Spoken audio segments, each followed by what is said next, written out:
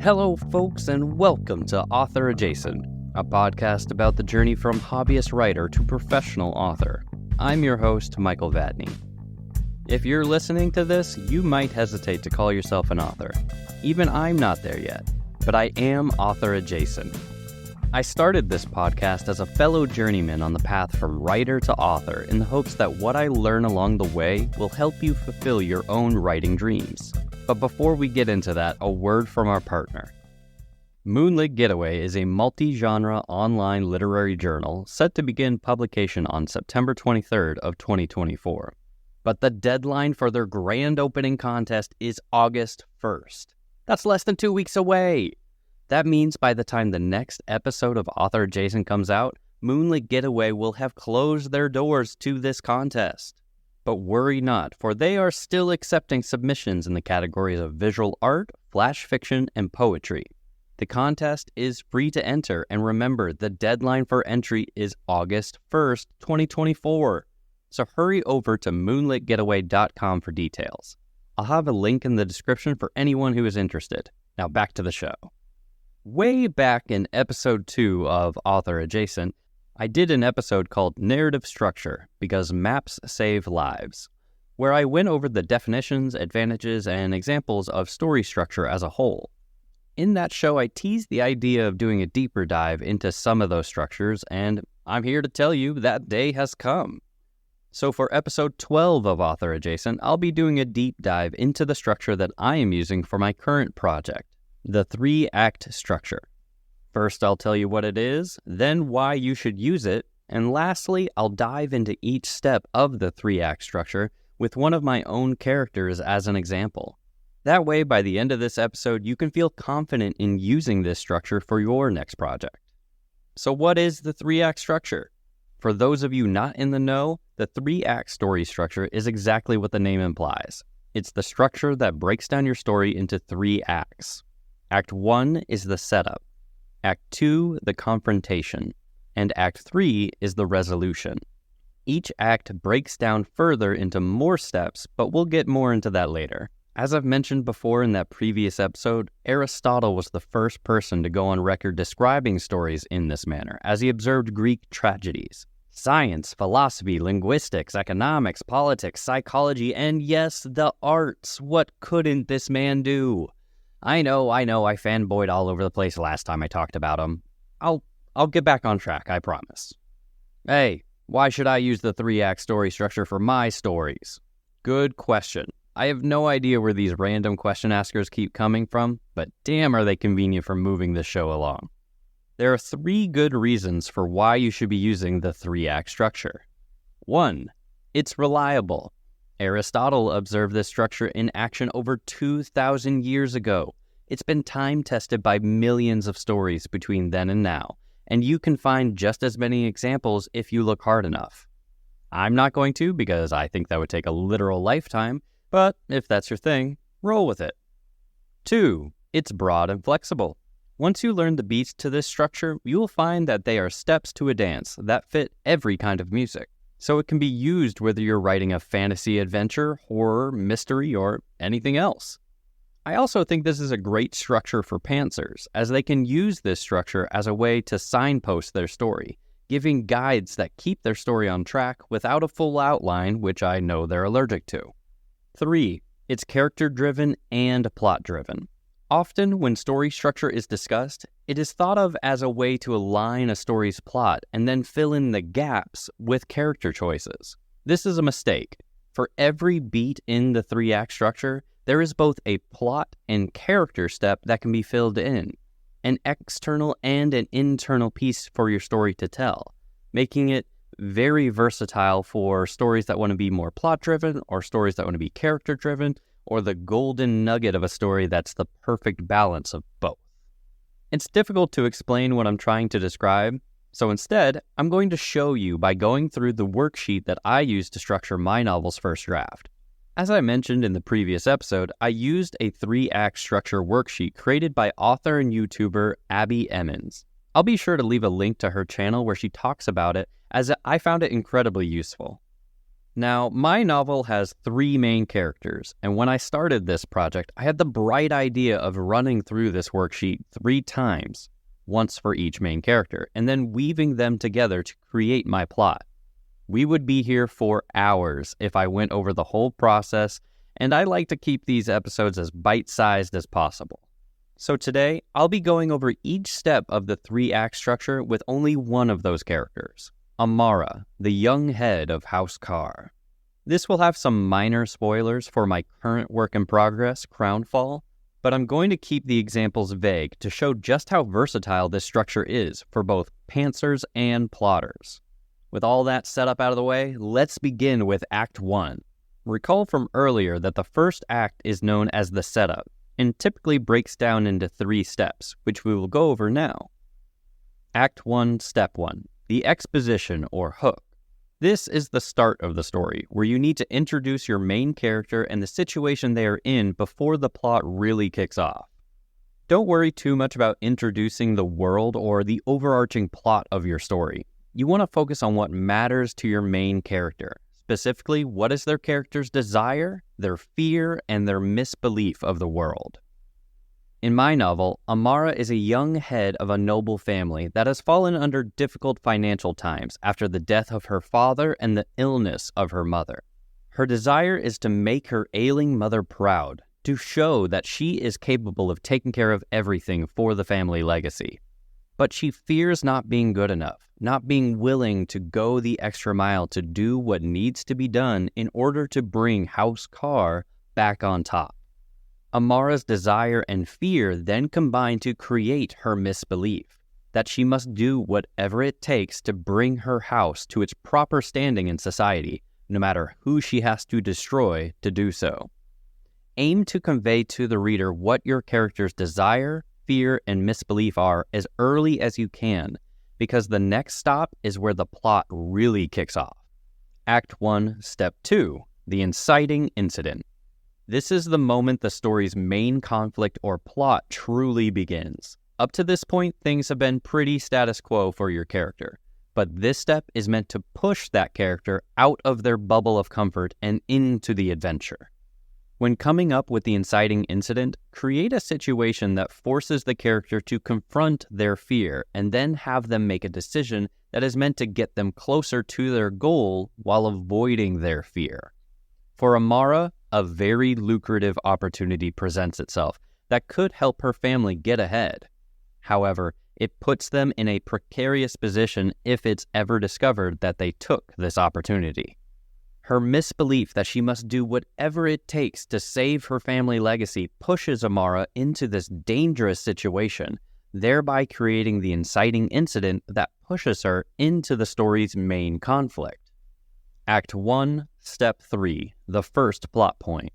The final beat for Act 1 is all about the character's reaction to the previous beat. The inciting incident is over, and there is now a moment to properly think about what just occurred and react to it.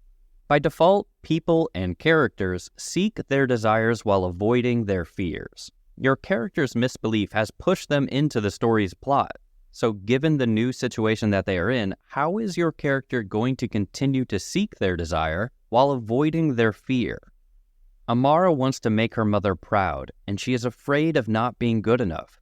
So in order to seek her desire and avoid her fear, she will hide what she is doing from others and will refuse to admit that she might be in over her head.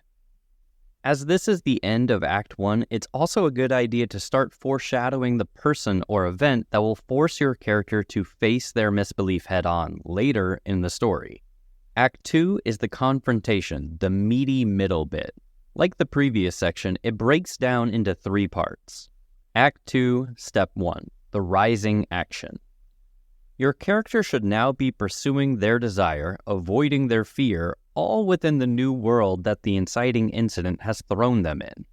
The character should have a plan, with at least some of the steps thought out and conveyed to the reader. As the reader sees these steps completed, they will interpret it as progress in the story.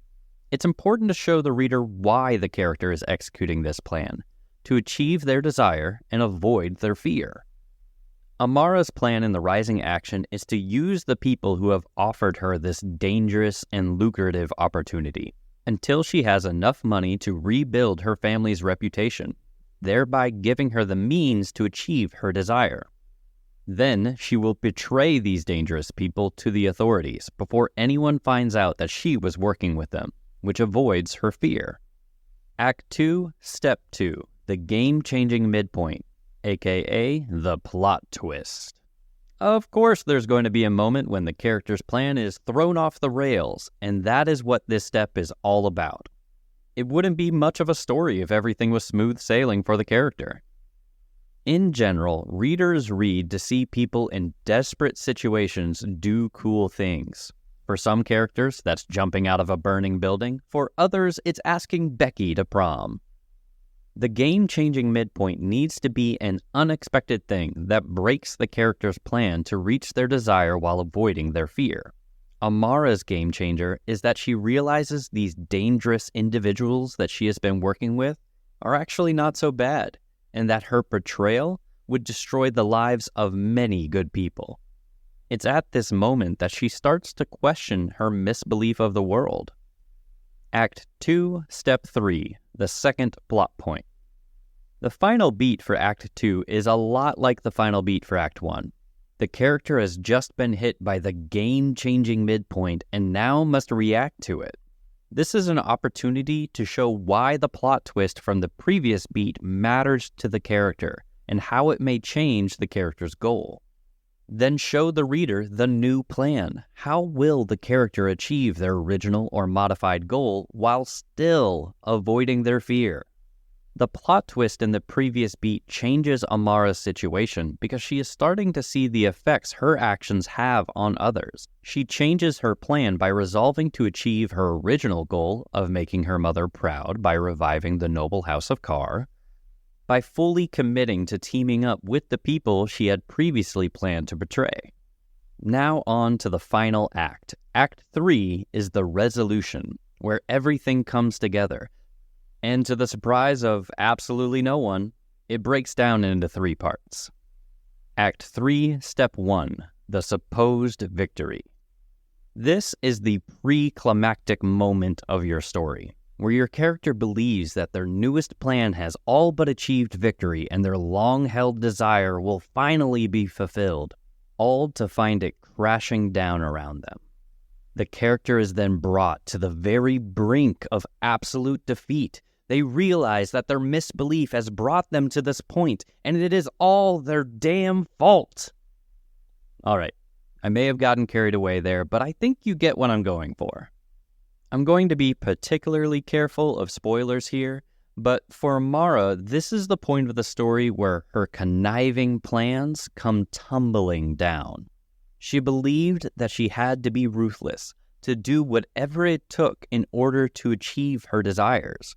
So she overextends herself, and as a result, her enemies have everything she holds dear in the palm of her hands. She loses everything. Act 3, Step 2, the climax. We are finally here, the moment this entire story has been building toward. Congratulations, you finally made it! After hitting absolute rock bottom, your character should understand the truth that opposes their misbelief.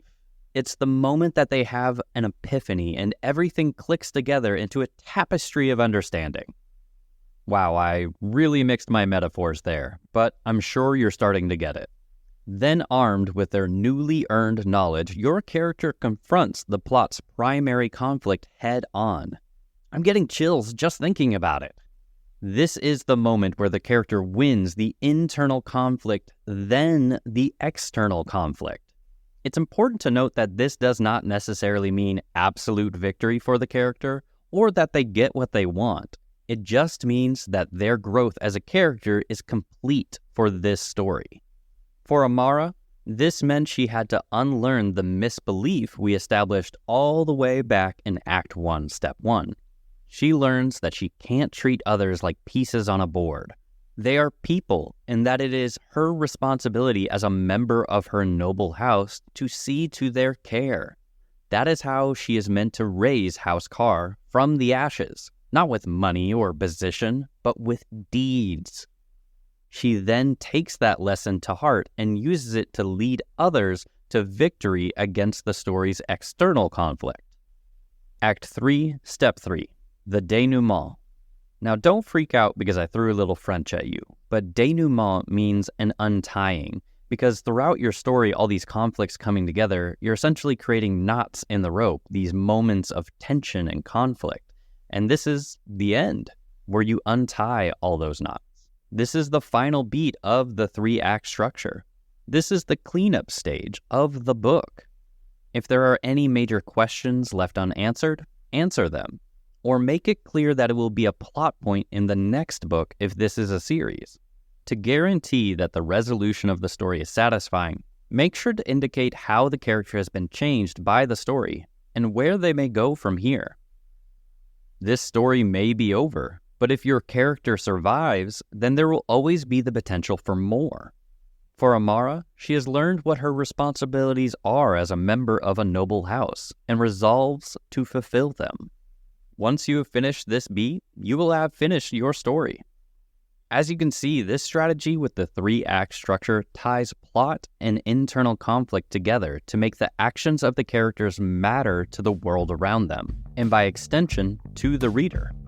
All the while being broad enough to give pantsers room for creativity and stable enough to give plotters a place to start their outline. All right, folks, that's going to wrap it up for this episode of Author Adjacent. Thanks for hanging out with me today as I presented the 3-act structure with examples from my own work-in-progress novel, Crownfall. Once again, I'm your host, Michael Vadney. If any of this was helpful, or even just gave you a good chuckle, consider supporting the show by leaving a review on your podcast platform of choice, or telling a friend about the show.